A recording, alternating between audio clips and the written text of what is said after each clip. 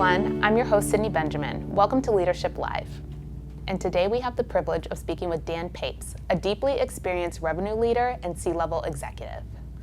Dan's valuable insights stem from his impressive resume, boasting roles such as Chief Revenue Officer of Digital Realty, President of North America at Unify Siemens Networking, and his time at Westcon Group, where he was Executive Vice President of Data Center and Cloud. In each of these roles, Dan reported directly to the CEO of the respective companies, and during his tenure at Digital Realty, Unify Siemens, and Westcon, he was at the helm of major turnarounds and growth initiatives that led these companies to tremendous success.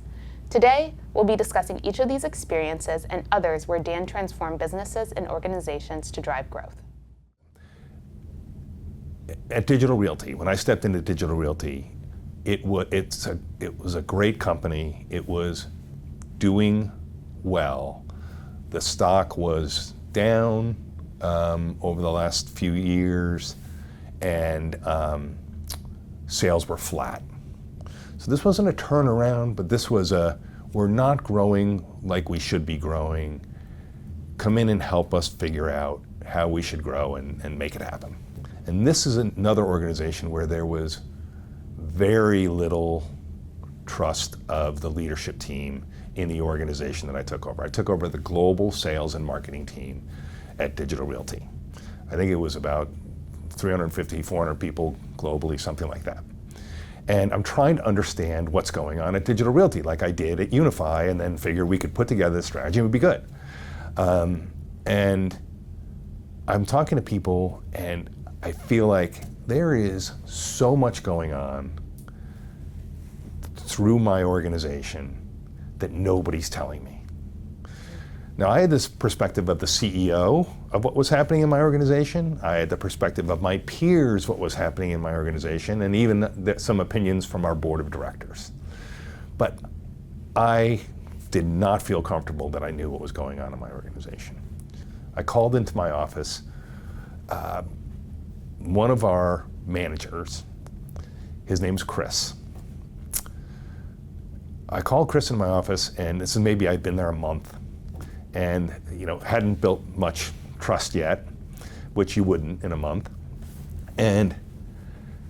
But there's something about Chris I liked. I felt like I think he was a VP in my organization, and I closed the door. I said, Chris, what is going on? I feel like there's so many things going on that I'm just not in tune with.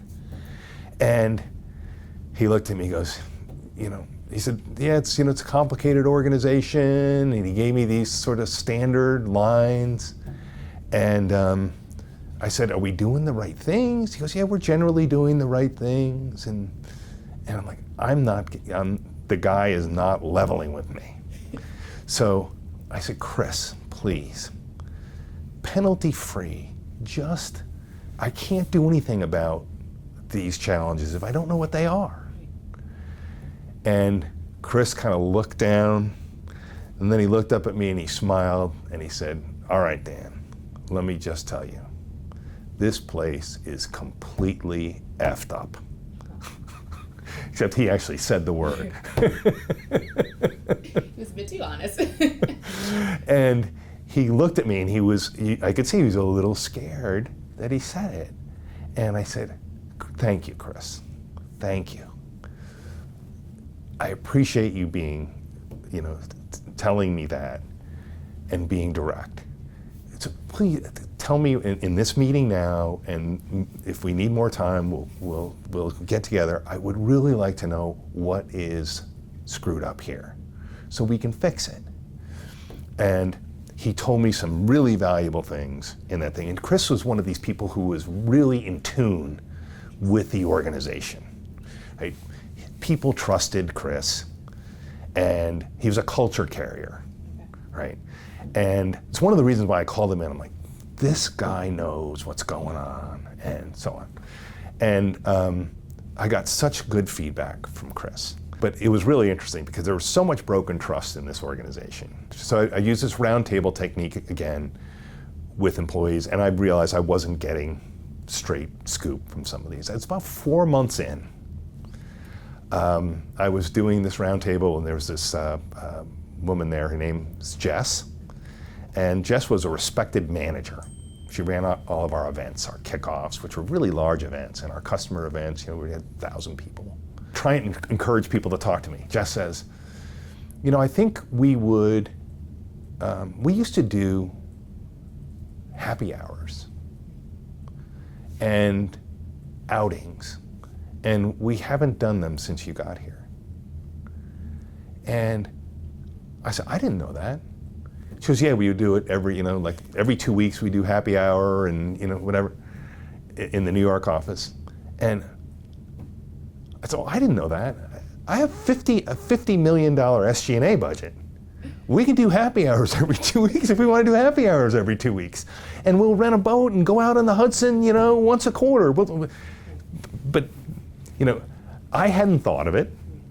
And nobody had said anything, and apparently all the chatter all through the organization was, are we ever going to do happy hours again? I mean, now that Dan's in this, and as soon as someone told me, maybe I should have picked up on it earlier, but whatever, at least she told me, and then we got on track with these things, and then we started doing a bunch of other different kinds of events, but maybe I'd have caught on 6 months later, but she talked to me, and we did it.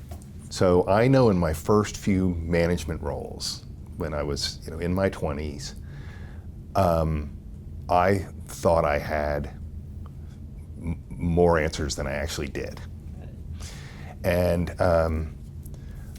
but I guess something maybe I was born with or developed in my youth was I did like to I could listen to people. And I guess as I developed as a manager and leader, it used to bother me in organizations that I was in that we couldn't express ourselves to our managers. We would feel like we couldn't do that, or we would be punished for doing it, or it wouldn't go anywhere. And it started to bother me in the organizations that I was managing that my people would feel that way. Like, I've felt that way, and I don't want them to feel that way. I was a guy with ideas that I didn't express or didn't feel comfortable expressing, and I'm not going to let the organization that I'm responsible for have that. And I'm not going to let my managers have a culture where they don't make their people feel comfortable with that. I will say, I believe there are lots of leaders. I might even go so far as to say the majority of leaders who don't create that atmosphere and ability to provide feedback. I would also venture to say, I'm sort of spitballing here, that about half of those managers think they have created that kind of environment, right? They think, oh yeah, no, my employees, they'll raise ideas and they'll do this, right? And it takes a real ability to check yourself on that and make sure you're actually creating an environment like that. And once you've done it, you see all the signs of it, and you can know that's not happening. It's like when I was at Digital Realty, I knew there was a bunch of stuff that wasn't getting to me, and why? What's this culture that doesn't allow that? And who are these people that don't allow it? Now, a lot of it, my predecessor set this example, but a lot of it was a company culture. Most real estate investment trusts, they're landlords with tenants, and that works. In this space, this technology space, where you needed to treat your customers, your customers more like customers than tenants, Digital Realty needed to adapt. Digital Realty was an awesome company before I got there. They're an awesome company today. They needed to go through this transformation. They grew very fast, and they needed to go through this transformation. And I think it's fair to say I was a catalyst for it, but they embraced this change, which a lot of other organizations would not have. They embraced this change, led by the then CEO, Bill Stein, who led us through the transformation. And the result, by the way, was explosive growth. When the customer became the center of everything they did, and it was not a tenant anymore, it was a customer, and all the executive team, behaved that way, business took off sales exploded. So that, adaptation that they and we went through, it was paid off great for everyone.